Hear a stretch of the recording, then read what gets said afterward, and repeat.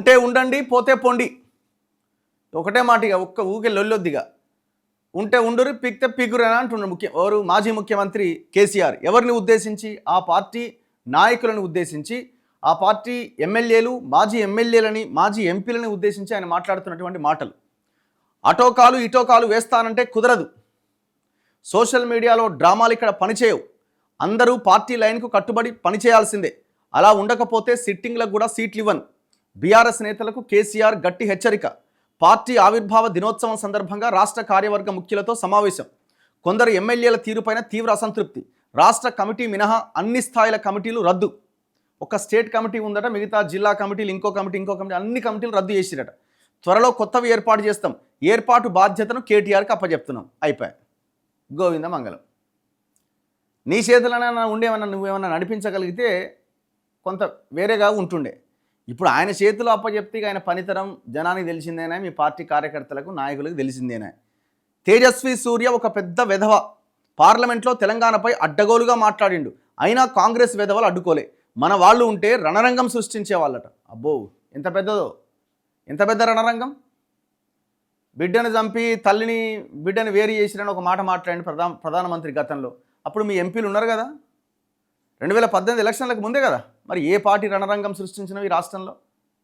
ఢిల్లీ పార్లమెంట్లో ఏ పార్టీ రణరంగం సృష్టించినావు?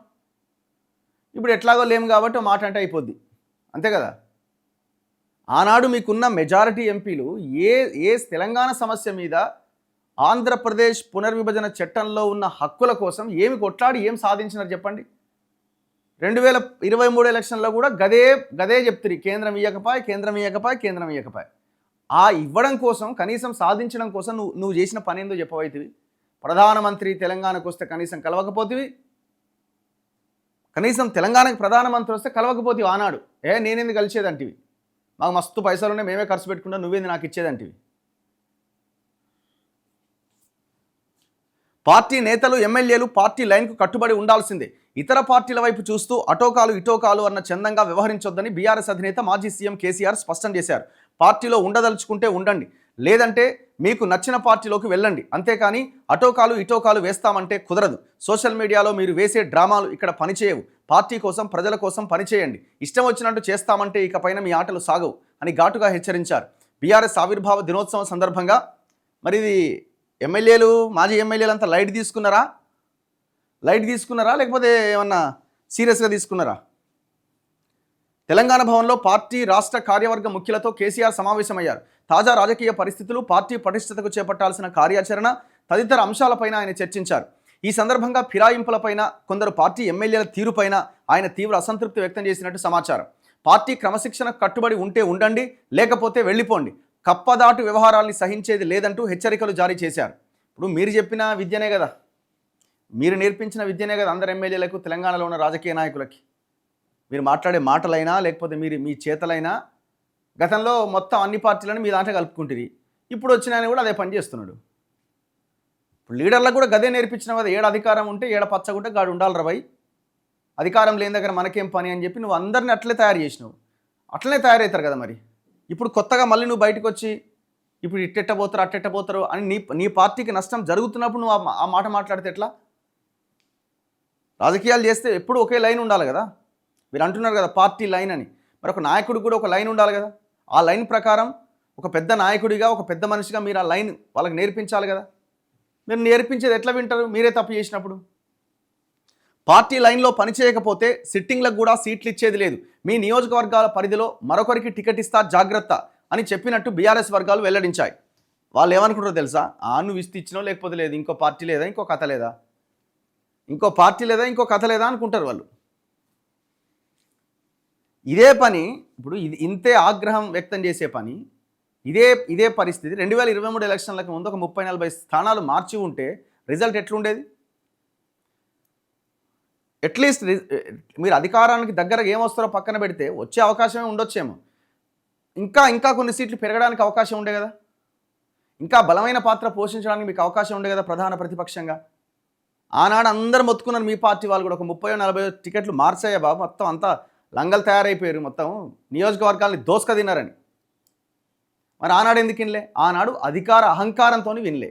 ఇవాళ మొత్తం నేలకు పడేసిరు జనాలు. ఇప్పుడు కనబడుతున్నది మొత్తం వ్యవహారం అంతా. జరగాల్సినంత జరిగిపోయిన తర్వాత ఇంక ఆలోచిస్తే ఏం లాభం? ఇతర పార్టీల అధినేతల్ని కలుసుకొని సోషల్ మీడియాలో హల్చల్ చేస్తున్న కొందరు బీఆర్ఎస్ నేతలను దృష్టిలో ఉంచుకొని కేసీఆర్ ఈ హెచ్చరికలు జారీ చేసినట్లు ఆ వర్గాలు తెలిపాయి. పార్టీ బలోపేతానికి కేసీఆర్ పలు నిర్ణయాలు ఈ సమావేశంలో ప్రకటించారు. రాష్ట్ర స్థాయి కమిటీ తప్ప ఇతర అన్ని స్థాయిల కమిటీలను రద్దు చేస్తున్నట్టుగా వెల్లడించారు. వాటి స్థానంలో కొత్త కమిటీలు ఏర్పాటు చేయబోతున్నట్లుగా తెలిపారు. పార్టీని గ్రామ స్థాయి నుంచి బలోపేతం చేయాలనే ఉద్దేశంతో ఈ నిర్ణయం తీసుకున్నాం. వర్కింగ్ ప్రెసిడెంట్ కేటీఆర్ ఆధ్వర్యంలో కొత్త కమిటీల ఏర్పాటు ప్రక్రియ జరగాలని ఆదేశించారు. ఎల్లవేళలా తెలంగాణకు రక్షణ కవచంలో పనిచేసే ఉత్సాహం, పార్టీకి విధేయతతో ఉండే క్యాడర్తో కొత్త కమిటీలు వేయాలని సూచించారు. పార్టీలో అంకిత భావంతో ఉన్న కార్యకర్తలకు నష్టం కలిగిస్తే గట్టి చర్యలు చేపడతామని హెచ్చరించారు. శిక్షణా తరగతులు కూడా పెడతారట. అట్లా మాట్లాడుతుంటే ఒక్కడు అడ్డు కూడా. బీజేపీ ఎంపీ తేజస్వి సూర్య ఇటీవల తెలంగాణ ఏర్పాటుపై పార్లమెంట్లో చేసిన వ్యాఖ్యల మీద కేసీఆర్ తీవ్ర ఆగ్రహం వ్యక్తం చేసినట్టు సమాచారం. పార్లమెంట్లో తెలంగాణ గురించి తేజస్వి సూర్య అనే ఒక పెద్ద వెధవ ఇష్టం వచ్చినట్టుగా మాట్లాడుతుంటే సభలో ఉన్న కాంగ్రెస్ బీజేపీ ఎంపీలకు ఏమైంది? తెలంగాణ ఏర్పాటును పాకిస్తాన్ విభజనతో పోల్చి మాట్లాడడం దుర్మార్గం. కాంగ్రెస్ వెధవలు ఒక్కరు కూడా అడ్డుకోలే. తెలంగాణ పట్ల బీఆర్ఎస్కున్న చిత్తశుద్ధి వారికి ఉండదు. బీఆర్ఎస్ ఎంపీలు కనుక సభలో ఉండి ఉంటే రణరంగం సృష్టించేవాళ్ళు. రాష్ట్ర విభజన సమయంలో హైదరాబాద్ అంశంలో రాజీ పడాలని సోనియా గాంధీ ఎన్నోసార్లు చెప్పినా తాను అంగీకరించలేదు. పార్లమెంట్లో బీఆర్ఎస్ ఎంపీలు లేని లోటు కనబడుతోంది. పార్లమెంట్లో అంత పెద్ద నిర్ణయం వాళ్ళ అవతల వాళ్ళు తీసుకుంటే అంగీకరించని మీరు మరి పార్లమెంట్లో బిల్లు పెట్టేటప్పుడు ఏడున్నారు? ఇవో చెప్పాలనుకుంటే ఎన్నన్నా చెప్పొచ్చుగా, చెప్తానే ఉండొచ్చు. ఇప్పుడు మీరు గతంలో కూడా మాట్లాడింది కదా నరేంద్ర మోదీ, బిడ్డను తల్లిని వేరు చేసిరని, బిడ్డను చంపి తల్లిని వేరు చేసిరని. తల్లిని చంపి బిడ్డనా, బిడ్డను చంపి తల్లినా? మరి అది 2018 ఎలక్షన్లకు ముందు, 2023 ఎలక్షన్లకు ముందు 1-2 సార్లు అన్నాడు ఆ మాటని పదే. మరి ఏం రణరంగం సృష్టించారు పార్లమెంట్లో మీరు? ఆ రణరంగం తర్వాత కనీసం తెలంగాణ రాష్ట్ర హక్కుల కోసం, తెలంగాణకు రావాల్సిన నిధుల కోసం ఏది పోరాటం 10 సంవత్సరాలుగా కేంద్రం పైన? నథింగ్ కదా, జీరో కదా.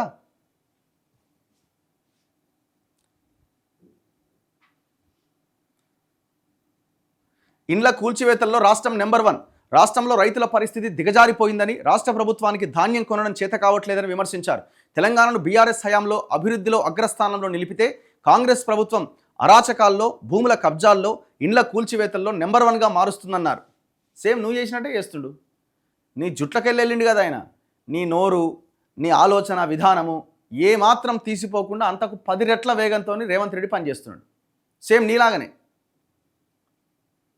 మరి ఇన్ని ఇండ్లు కూలగొడుతున్నారని అంటున్నారు కదా, మరి ఇన్ని ఇండ్లు కూలగొడుతుంటే మీ కార్యాచరణ ఏది? ఖమ్మం వెలుగుమట్ల ఇష్యూ ఇంత పెద్దది జరిగితే ఏది మీ కార్యాచరణ? ఏది మీ కొడుకు వర్కింగ్ ప్రెసిడెంట్గా ఉండి చేసిన పోరాటం ఏది? చెప్పరైతిరి. నీ అల్లుడు నీ కొడుకు తుమ్మల నాగేశ్వరరావుతో ములాఖత్ అయిపోయి కథను దానికి గాలికి వదిలేసే.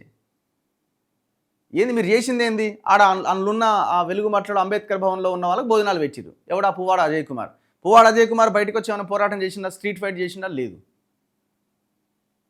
ఇండ్ల కూల్చివేతలు జరుగుతున్నాయి. మరి మీరెక్కడున్నారు? ప్రధాన ప్రతిపక్ష నాయకుడిగా అసెంబ్లీలో గలం వినిపించాల్సిన మీరు, ప్రభుత్వాన్ని ఎండగట్టాల్సిన మీరు, రేవంత్ రెడ్డిని ఆడుకోవాల్సిన మీరు ఎక్కడున్నారు?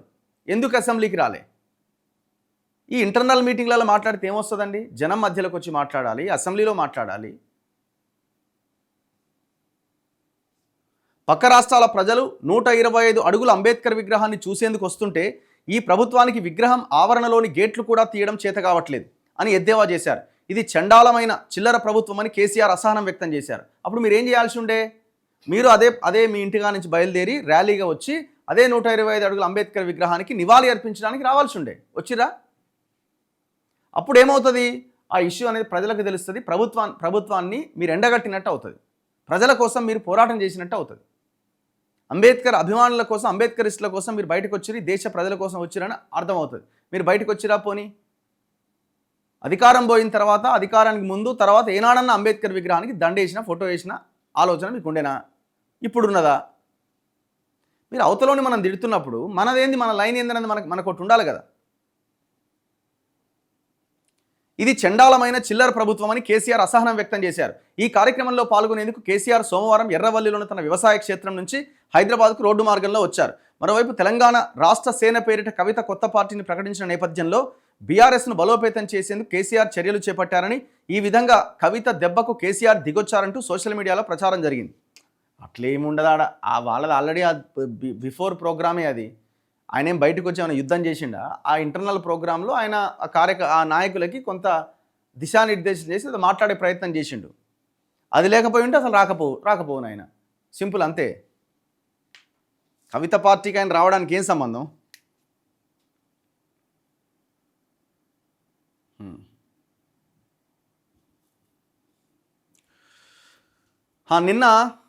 నిన్న కేటీఆర్ కూడా మాట్లాడిండు, కవిత పార్టీ మీద మాట్లాడిండు. ఏమని మాట్లాడుతున్నాడు?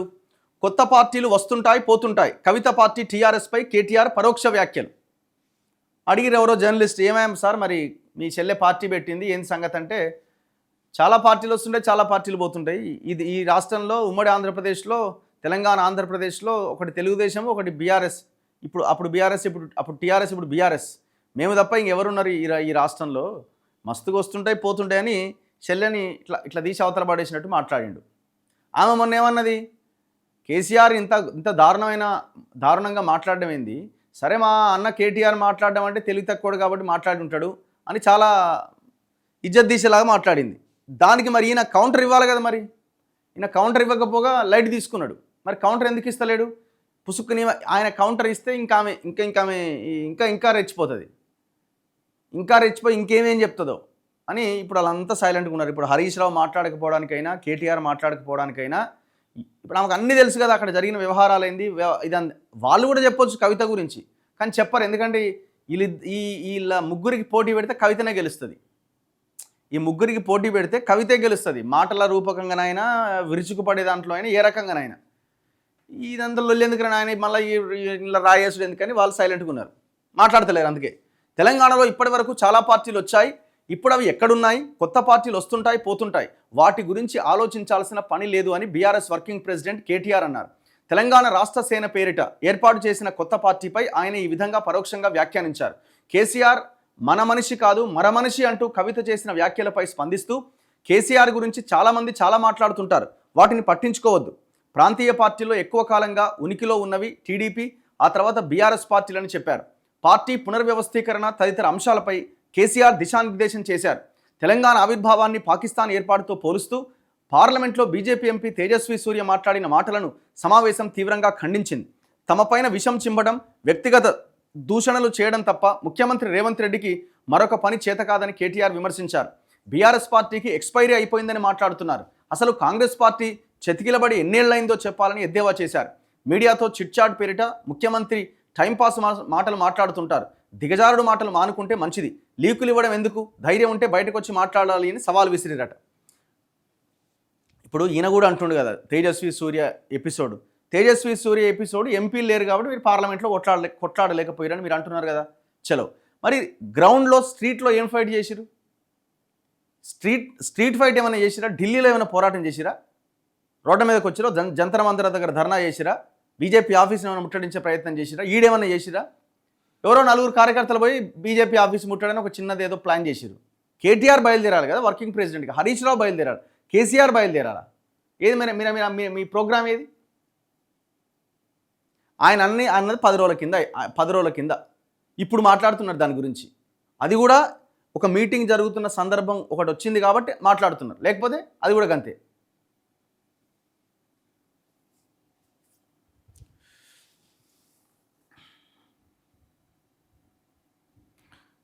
రేవంత్ పోవాలి, కేసీఆర్ రావాలి, ప్రజల్లో మారుమోగుతున్న నినాదం ఇదే అట హరీష్ రావు. పాపపు పాలనలో ప్రజల జీవితాలు నలిగిపోతున్న వేళ వారి గుండెల్లో మారుమోగుతున్నది రేవంత్ పోవాలి, కేసీఆర్ రావాలి అనే నినాదమే అని మాజీ మంత్రి హరీష్ రావు పేర్కొన్నారు. ఆగిపోయిన తెలంగాణ ప్రగతి రథం మళ్ళీ పరుగులు తీసే రోజు దగ్గరలోనే ఉందని ఎక్స్ వేదికగా వెల్లడించారు. ఇక మీరు మారరా? ఇక మీ బామ్మారిది మారడు, నువ్వు మారవు, మీ మామ మారడు.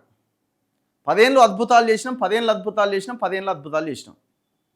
ఇదేనా ప్రజలకు తప్పు చేసినాము క్షమించండి అనే ఒక మాట మీ దగ్గర నుంచి వస్తలేదు కదా. కనీసం ఆ కవిత నోటి నుంచి వస్తున్నది.